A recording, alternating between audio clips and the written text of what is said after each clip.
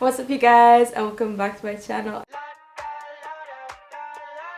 And for today's video, I'm actually doing my final Paris 101 video. I'm really excited because this is the event not to miss, and because honestly let's not waste time, let's get into the video. I'm doing this chronologically, so bear with me when I go from January till December. So January. On February, you actually have Fashion Week in Paris. I'm assuming half of you are not invited like me, and it's fine.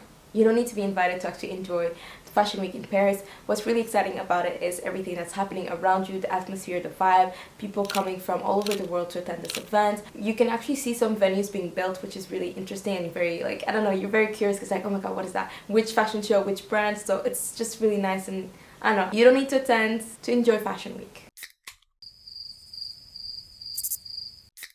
April, which we just missed, is the Paris Marathon. This happens every year. It's exciting. You just run around if you like that. I don't like running, clearly.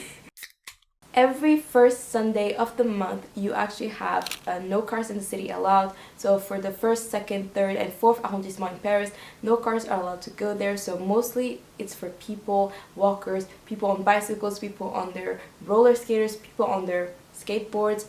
It's very, very, very chill.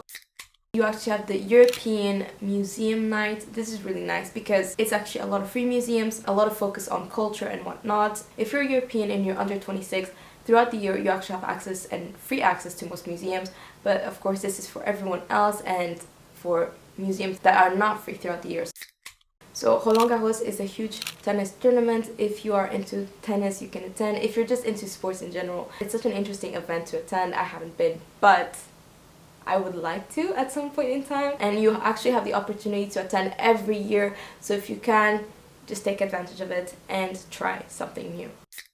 So in June you have three main things. So you have Versailles, which is the castle, that actually starts with its nocturne. So every Saturday for an entire month and a half, they will be having fireworks, all the fountains will be on, there's going to be some cute lights, so you can actually go there for sunset, for the night, enjoy the gardens. Like, the gardens are already really chill, so I can only imagine how pretty they must be with the lights and the water fountains and the fireworks and whatnot. It's very exciting, it's very cute, so it's a great date idea also, just saying.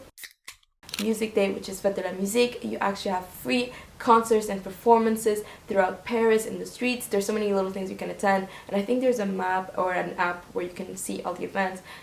Honestly, there's so many things, so you'll find anything for all people's tastes and likings. Gay Pride on the 25th of June. Honestly, it's really nice. You're celebrating a community, you're celebrating people, you're celebrating human rights. What not to love. You can actually go to the Le Marais, where there's the actually gay neighborhood, and celebrate it there. There's the parades, there's a lot of fun, music, drinking, food. Yeah. July.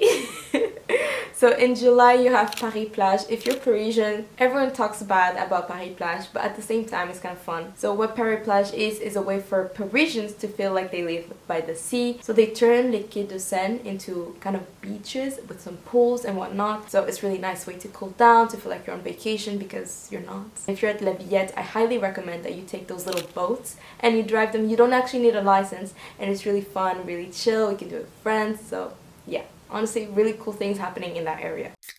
So next thing we have in July is Le Tour de France, and it's just a major big biking event in the country. It finishes in Paris. Does it start in Paris and finish in Paris? I don't know where it starts, but I do know it finishes in Paris. So if you're into biking, if you're into supporting your people, if you're into just like cheering on, honestly it's such a fun little thing to even watch on TV or try to attend on the last day when the bikers are coming back to Paris or coming to Paris.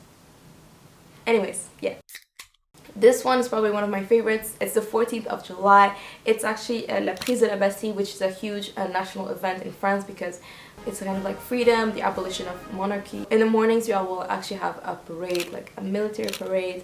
The president actually attends, a lot of people actually attend it, and it's just very chill. You see the military people walking, marching, singing some songs, which is actually really weird, kind of nice. It's military, but somehow it's still fun. Okay, it's a different vibe to the city, and I don't know, I really enjoy it because I tend to go with my family. And at the end of the day, the most exciting thing about it all is that you'll have a huge fireworks session next to the Eiffel Tower. I don't know, it's really nice, really beautiful. Then we have the summer market of Tuileries. This is just fairground rides and food stalls. It's a very basic thing, but it's very nice to look, very nice to walk through. I like it. I don't usually go on rides that are not permanent. It's very, very summery, so it's nice to have that in the city. And lastly, in July, we actually have Lollapalooza. I don't know how to say this. It's not too far from Paris, so if you want to have a music festival, if you don't want to travel too far and you want to have a music festival, Lollapalooza is a nice thing to attend, so that's that. And this is not the only music festival you have. In August, you actually have Rock en Scène, which is another music festival. I do not know the music genres. I've never attended a music festival in my life, okay? So in September, there's this one big event that I actually really like, which is Heritage Day, Journée du Patrimoine, where you actually have access or free access to a lot of historical sites. This is really nice if you want to cultivate yourself, learn a few more things, take your kids there or take your friends. Then in October, you have something that I really like, kind of find it weird, but I really like, which is Nuit Blanche. Basically, it means that you don't sleep all night, so it's an all-nighter, so that's the name of the event. And it's a themed cultural night with outside animation, free museums, concerts, and stands. I've attended a few of these. It's kind of interesting, kind of weird. I never really know what to do or where to go. But if you go into the city center and you're just like walking around, you're going to be seeing a lot of random things happening, and it's always really nice to see who is out, what are they doing, and where are they going. So I just follow the crowd sometimes and just go with the vibe, go with the flow, and yeah, I really enjoy that. So I 100% recommend. But I will definitely say, don't expect food stands to be really nice. I think street food in Paris is non-existent, to say the least. It's not really nice as well. Don't expect to make your dinner at these events. Sorry. And lastly, in October, you have Grape Harvest Festival in Moema. There are parades, there are concerts, expositions, and you have some degustations, so you can actually taste some wine and whatnot. I've never attended them. I actually didn't know they existed. Yeah. It's probably fun, but I'm not into wine. Maybe that's why I don't care about it. But actually it seems really good, and it has a lot of good reviews, So finally, November, and I'm saying finally because, well, winter time, usually things will start in November, will carry on through December, and will end in January, which is why those 3 months are not very, like, exciting. But for the start of the fun little things, you have the Christmas market, so you have the Tuileries one, which is the fairground, and the rides, which is also present in, like, summer. Then you also have a Christmas market in La Défense, which is not bad, and this one has a lot of food stalls compared to the Tuileries one.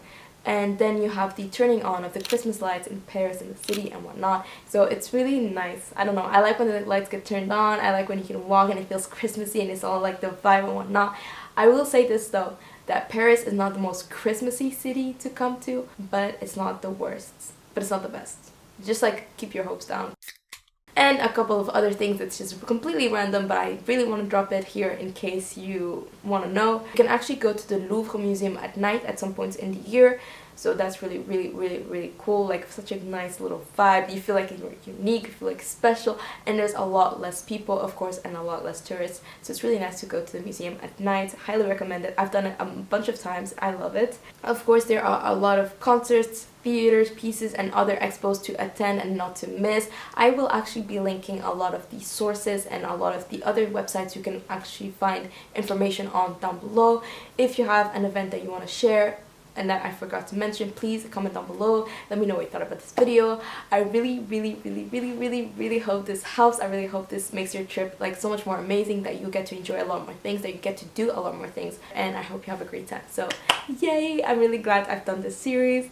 I hope you enjoyed, and I will see you soon for another one. Bye!